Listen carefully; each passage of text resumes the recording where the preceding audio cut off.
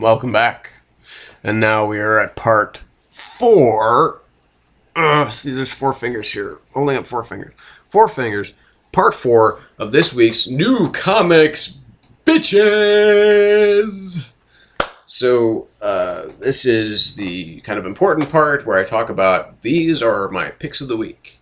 So, this is where you really want to pay attention. Okay, so, right on the cusp of being just about a perfect book this week is The Flash, number 5. This fantastic issue.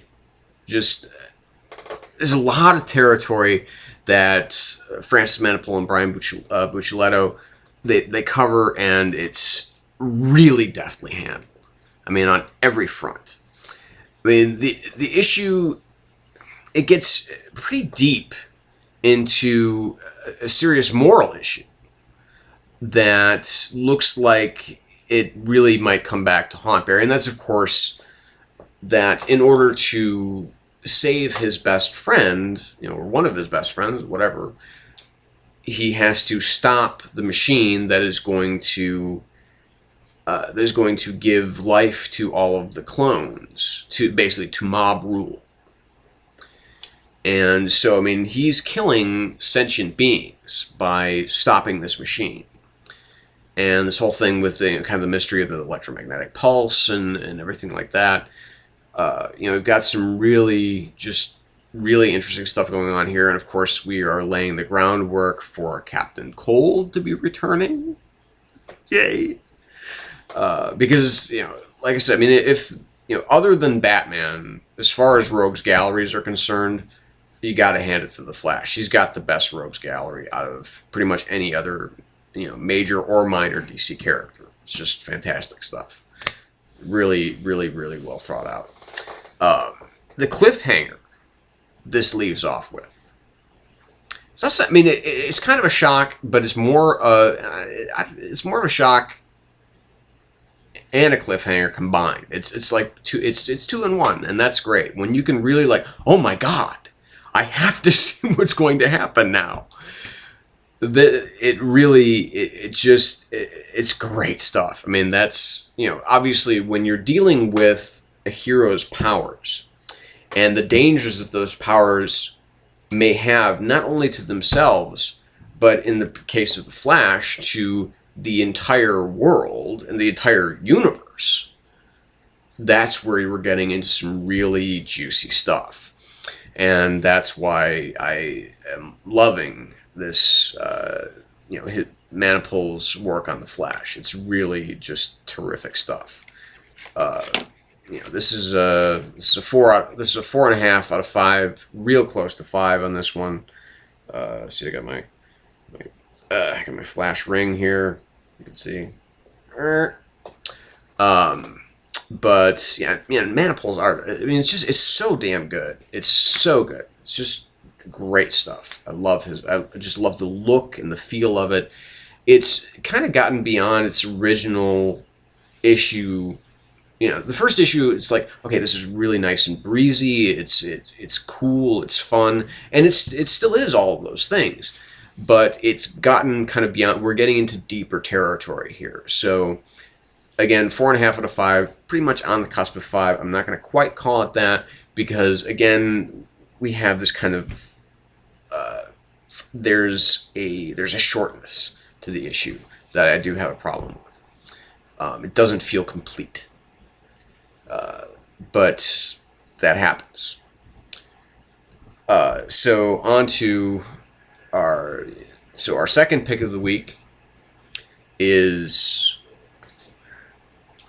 It's going to be, me, it's going to be one or the other. And in this particular case, we're talking about I, Vampire number 5. This has been one of my favorite books of the new 52 since it started. Josh Fialkoff is just, again, he's killing it, he's destroying it, he's crushing it. Loving this book. So we've got Andrew Bennett and his little 2-man band, or 1-man, 1-woman band, aside from himself. They come to Gotham City And Mary is looking to kind of stake her claim. Stake, get it?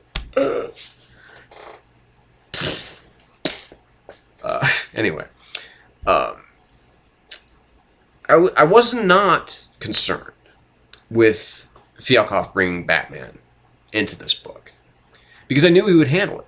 I knew he knew how to handle himself with this book, and that's where it just is like, yeah, we're cool now. We're in a really cool place, and I like where we are. I knew, and I also knew that Sorrentino, he was going to bring some massively gorgeous art to him. It has the. It's interesting because the actual art content here is half of it's pretty much half of how good the book is, and his art, I would dare to say, with the work of Yannick Paquette. And some, actually, really the only other, he's really the only other guy that I can think of right now that have done, and I'm sorry, and of course Greg Capullo, have really done just eye-poppingly fantastic art all throughout, and just wonderful stuff. So they really didn't disappoint when it came to writing Batman and drawing Batman. Of course, it's not the kind of bulky, ripped, muscular, super badass Batman that we're normally used to seeing, because Sorrentino's art's a little bit different than that. He doesn't. It's like sometimes it's like super realistic, and then other times it's more hyper realistic. We get photoreal and we get hyper real, and we have a kind of like a blend of those two things within this book, and it works. It actually works a lot better than that sounds. If you haven't been reading this, and if you haven't been reading this, shame on you, because this is a fucking great book. There were moments where I actually laughed good and loud in this book, and they come to ultimately just little tiny exchanges between Bennett and Batman, and just when Bennett kind of does his own disappearing act as he kind of normally would, and and then turns around and he sees Batman's going, he's like, I like that guy. Just moments like that, it just cracked me up, man. I just thought that was really funny. And, I like it when smart writers have fun with the character of Batman, because they recognize who he is, and let's bring in a other character here and just poke a little bit of fun at his expense. It's not even fun. I mean, it's not like they're making fun of him. They're actually respecting the shit out of him, but they're saying, yeah, it's little jokes, something that we all think as readers, and in many of our cases, lovers, worshippers of Batman. But yeah, and again, I'm also, I'm really enjoying how Fialkov is actually kind of changing his narrators not from issue to issue, but it's like every couple issues, it's like, okay, well, we're hearing from Bennett. Then the next couple issues, we're hearing from the Professor. Then now in these issues, we are following Tig. It's her that we're following now. Because last issue we were actually following Constantine. It was kind of his narration that was filling the book up. And we're seeing things from his point of view, for the most part. And, now we're reading Tig's journal. And we're seeing her inner thoughts. And we're seeing where she's come from and why she has such a rage on for Andrew Bennett and for vampires in general. This is the kind of the one character, it's the one trope of vampire comics that is, when you have, someone like Andrew Bennett or, for instance, Angel, where you have like, okay, here's the person who hates all vampires because vampires did something really bad in their family, so they want all vampires dead regardless of whether or not they're good or bad. Because they believe that deep down, okay, well, they're animals, they're not human, they're not alive, they don't deserve to live, just fucking kill them, and kill them all because they're all going to be bad at some point in time. That is one trope that does sometimes get a little tiresome, not so much here, though. Because, again, this is a fresh book with fresh ideas, fresh takes on the genre. It's really solid stuff, it's great. And man, do I love Sorrentino's art. And like I said about Francavilla and Captain Bucky this week, it's like every page is just like, okay, I want to take it home and frame it. It's just beautiful stuff. And I forgot to mention J.H. Williams also, as far as, because he's pretty much like the premier Like, really the guy who's like, okay, I have made, art is my thing. Not so much the writing, not so much the plotting, but art is where I really shine. And that's true. Because his art is gorgeous. So 5 out of 5 for iVampire number 5.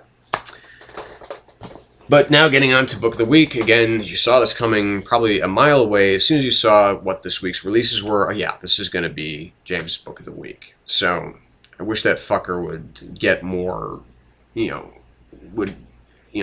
take somebody else's work. And I do, but this is one guy that almost always seems to deserve it. And so we're talking about American Vampire. I'm sorry I forgot the issue. I think this is issue 20. But again, this is just a fantastic issue. There's so much going on here in this one issue, and it all works seamlessly.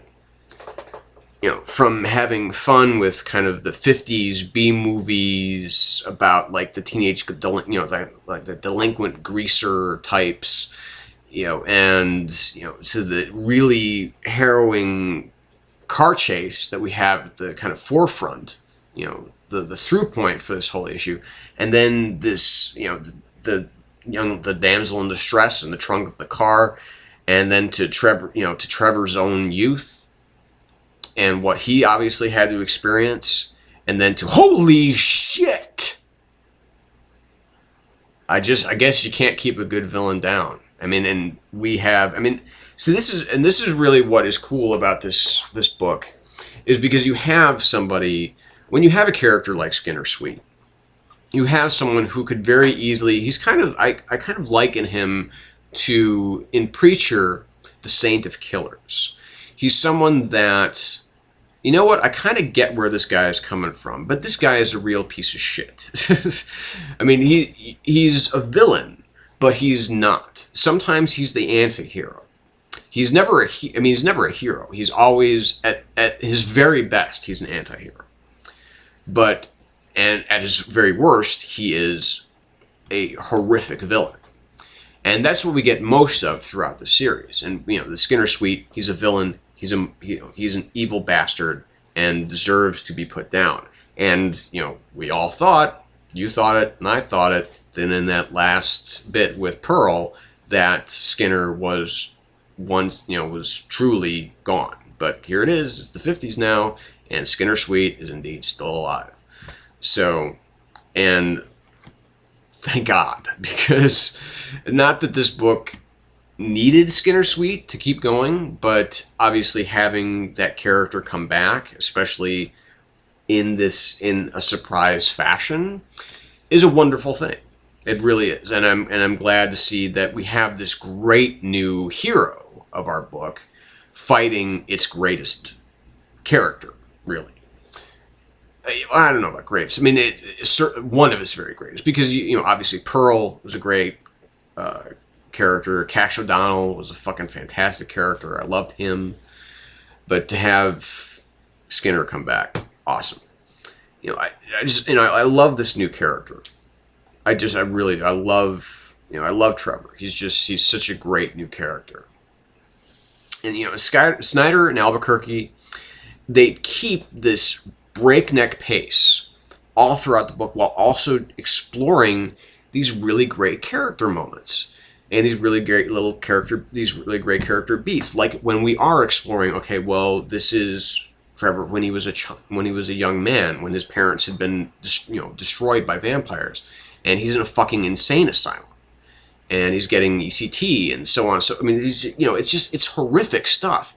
But at the same time, it's keeping that pace going. And then this kind of the story with the young girl and where that's going. It's just fascinating, and it's just awesome. And that's why Snyder almost always gets Book of the Week, because he keeps creating books that are worthy of Pick of the Week, of the very best books of those weeks. So I don't see that coming to a stop anytime soon. So 5 out of 5, great issue. So that's it for this week's Shadow Gallery. We're done. Tumblr, the Shadow Gallery Comics.tumblr.com.